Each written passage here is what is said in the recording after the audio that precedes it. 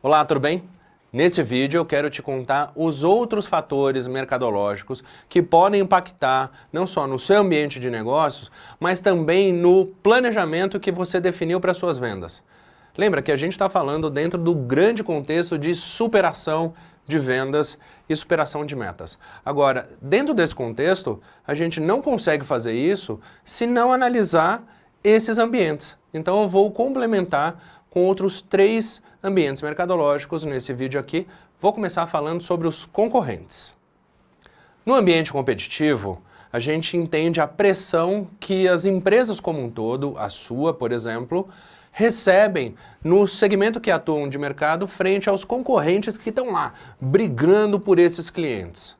Muitas vezes os concorrentes oferecem produtos ou serviços, ofertas muito parecidos, às vezes num preço menor ou numa outra condição comercial, ou de alguma outra maneira para tentar conquistar e manter os clientes que já atendem naquela categoria.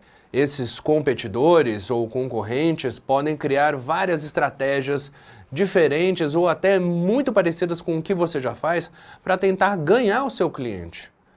Naturalmente, tudo isso vai impactar nos seus negócios devido à intensidade dessa concorrência no seu mercado. Por exemplo, o que a sua concorrência está tentando fazer para tirar os seus clientes e levar para ela? Olha, tem várias possibilidades que a concorrência pode trazer para intensificar essa competição. Lançar novos produtos pode ser uma possibilidade de atrair esses clientes. Fazer uma promoção bacana, assim, que envolva um monte de gente, que faça maior sucesso. Às vezes, atrizes, atores ou personalidades são envolvidas nessas promoções para chamar mais a atenção e fazer com que os concorrentes vendam mais. Ou algum tipo de propaganda, investimento em divulgação nas redes sociais, ou algum outro tipo de oferta ou inovação que é trazida por esses concorrentes para, de alguma maneira, causar impacto nesse mercado e, a partir desse sentido, entender como esses concorrentes podem ganhar mais clientes. É fundamental você estar bem atento ao mercado e ao que os seus concorrentes têm feito ou estão planejando fazer. Porque daqui a pouco você traçou uma meta, mas se não considerou o que os seus concorrentes poderiam fazer ou responder a uma ação que você faz, por exemplo, você entrou com um novo produto. O que te garante que esse concorrente não vai lançar um outro produto para competir com esse seu novo, esse lançamento, em pouco tempo? Então não dá para você fazer o plano só pensando em você. É muito importante que você considere o que as outras empresas desse mesmo setor podem fazer para competir de igual para igual ou tentar tirar clientes da sua carteira para eles vencerem mais essa concorrência. E claro, a gente não pode deixar isso acontecer. Mas eu não tenho controle sobre os concorrentes, nem você. Então, olho atento, radar ligadíssimo para você perceber o que essas empresas estão tentando fazer pelos seus clientes, porque no final das contas o cliente compara muito as ofertas que recebe da sua empresa, das outras empresas, e aí ele vai analisar custo-benefício. Para isso, o custo é o preço que ele vai pagar pela solução. O benefício é o que ele recebe ao tomar a decisão de compra pela sua empresa ou do seu concorrente. Os seus benefícios têm que ser melhores e maiores do que os seus competidores. Para isso, você também tem que entender o que os outros oferecem para os mesmos clientes para você sair vencedor dessa disputa. Nós temos também um outro ambiente aqui, que é o ambiente social. Aqui ele é composto por várias coisas diferentes do que eu apresentei até agora. O ambiente social, ele é formado por crenças, por valores das pessoas, pelas normas da sociedade, pelo comportamento geral da população. Isso envolve uma série de fatores. Por exemplo, questões demográficas, como as pessoas compram, qual a idade delas, qual é a faixa de renda, qual é o tamanho dessa população, qual é a taxa de crescimento. Então, por exemplo, a gente vê aqui fatores como o envelhecimento da população brasileira. Isso deve acontecer nas próximas 2 décadas. O quanto isso vai interferir nos negócios? Ou o nível de instrução e educação da população? O que isso pode trazer de consequências, espero que positivas, para melhor tomada de decisão? Quais são os padrões de comportamento aceitos, por exemplo? Lembra de uma propaganda que foi feita por uma margarina? E aí, muitas vezes falavam assim, não, um exemplo da família e o nome dessa margarina? Pois é, essa família tradicional brasileira, na boa, não é mais o padrão. A gente vê diferentes composições sociais, como pessoas com uma família reduzida, muitas pessoas solteiras, muitas pessoas do mesmo sexo vivendo juntas, enfim. Ou seja, esses padrões sociais que até um tempo atrás não eram apropriadas, não eram socialmente aceitas, hoje em dia é muito diferente. Claro, ainda existem questões de preconceito e outras péssimas questões que acabam acontecendo. Mas uma coisa não dá para negar, o ambiente social mudou. Agora, a sua empresa mudou também? Os seus produtos e os seus serviços precisam corresponder aos valores atuais da sociedade.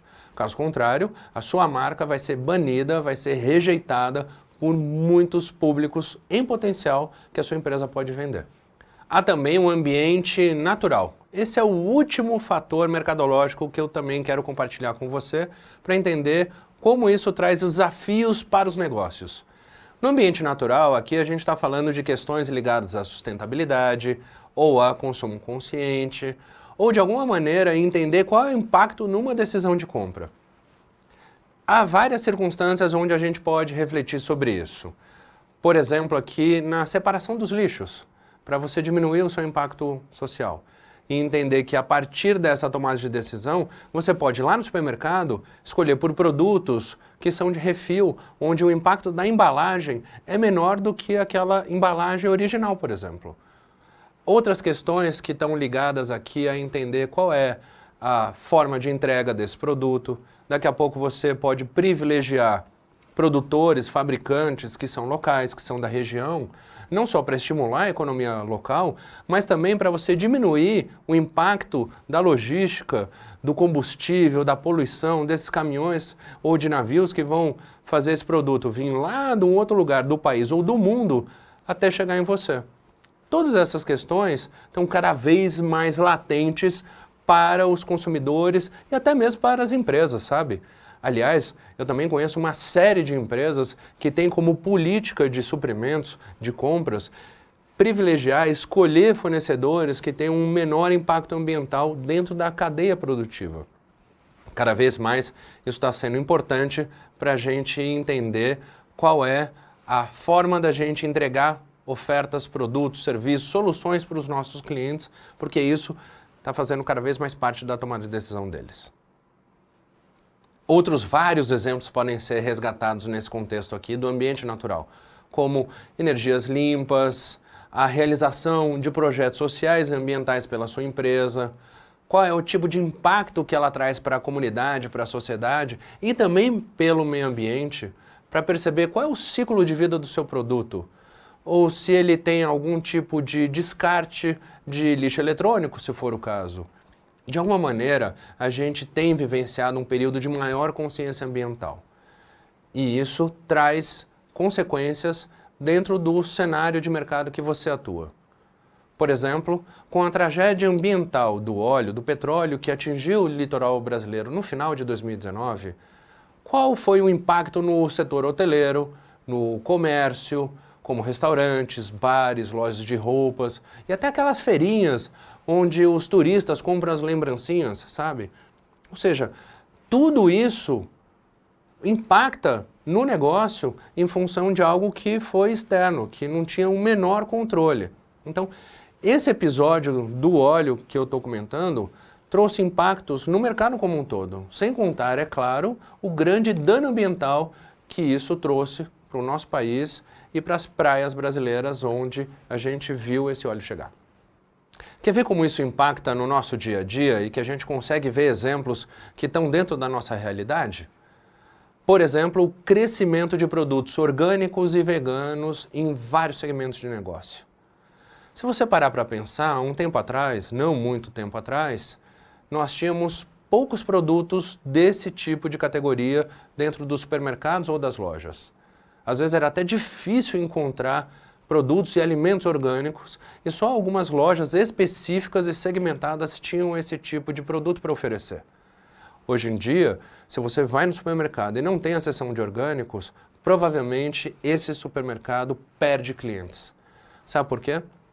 Além de ser, pela categoria do produto, o estilo dele mais natural, que não tem produtos químicos ou qualquer tipo de agente para danificar ou fazer algum tipo de mudança na qualidade desses produtos, quem compra produtos orgânicos e veganos está demonstrando uma escolha. É uma tomada de decisão consciente e que muitas vezes reflete na maneira como essa pessoa se conecta perante toda a sociedade. Isso faz com que muitas vezes esse tipo de cliente queira não comprar de algumas empresas ou prefira algumas marcas ou algum tipo de processo dentro da sua concepção, dentro da sua fabricação, porque houve uma preocupação dentro dessa natureza de ser um produto orgânico ou vegano. Isso são coisas que não dá para a gente deixar de lado.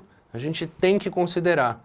Até porque cada vez mais as pessoas têm utilizado a sua consciência e a sua decisão em compra para mostrar para as empresas o que é socialmente e naturalmente aceito. Então fica o recado aqui para você perceber qual é o movimento dos seus clientes, em que intensidade esse consumo consciente tem trazido mais desafios para o seu negócio e você ter a capacidade de resposta de desenvolver soluções que atendam esse público também. E o que tudo isso que eu acabei de te contar nesse e no vídeo anterior tem a ver com superação em vendas? Olha, na minha concepção, atuar em vendas é como tentar acertar um alvo móvel. Eu gosto dessa analogia porque pensa comigo, quando você vai tentar acertar em cheio esse alvo, né, o seu cliente, a sua meta, conseguir seus objetivos, alguma coisa muda. O cenário se altera, o que era oportunidade vira ameaça, o que estava planejado, talvez tenha que ter algum tipo de mudança, de alteração.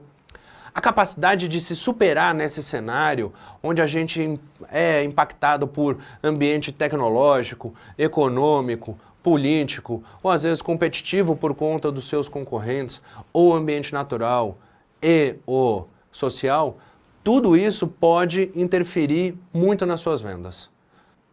Se eu estou usando a analogia do alvo móvel, então o seu planejamento de vendas também deveria ter algum nível de flexibilidade, jogo de cintura, para ser atualizado sempre que necessário. Como isso funciona? Para mim, então, um planejamento ele tem que ser uma trilha e não um trilho. Qual a diferença desses dois? Em uma trilha, você tem o seu ponto de partida, você tem um ponto de chegada e você sabe aonde você quer chegar. Só que dentro desse percurso, talvez você tenha que fazer alguns ajustes e dentro do que você tinha planejado, corrigir a sua rota e pegar um outro caminho, para depois lá na frente você voltar e seguir nessa mesma direção, pensando no norte que te guia até você chegar lá no resultado final. Então, essa é uma trilha que tem alguma forma de flexibilidade e de atualização do seu plano. Se for um trilho, imagine um trilho de trem. Se você mexe no trilho, o trem vai sair do trilho. Então, nesse sentido, se o seu planejamento for um trilho e você não puder mexer em nada, sinto muito, mas provavelmente você vai ser refém das mudanças. Você vai ser tão impactado que daqui a pouco o prejuízo pode ser muito maior do que você está esperando.